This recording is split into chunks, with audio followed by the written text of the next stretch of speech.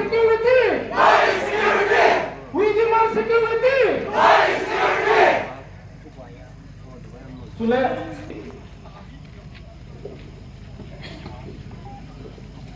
We want justice. We want justice. We want justice.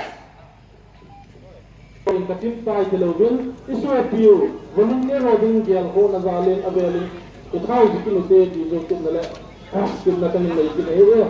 tuni ni ko ai guzu bai no ya tuni ni ko ai ho yen go ju e lo ga ka ye ya ni ka se in to the holy in isu appeal women ne roding amde go huna ahi kum khat valzen isa sa jong asai kilo nela go abu bala go abu kilo nela bidyar go sibai go la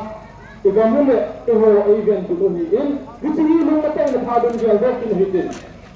bitini igel do ni le eho jong volunteer ho patri na jong si yung kitai ni in ithawa tha ben bikin hitin tuni ni ko hin PPT ho apa tu kita buat ini hitin abang tela mai hitin ini baru nak dia ada hitin tuni ni ko hi intik se wawi le igalu jang amang se akan video tuni akan goyen galam te poti lang adu ini gel mai te hitin in la galam te poti ilo inna mo ai to lai to ani le market mo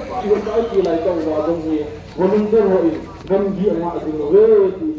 PPT ho ini dum simba de la gel do tu deu ti to PPT formation se nom din volunteer tuni ho ki man ho dong hi igi ala le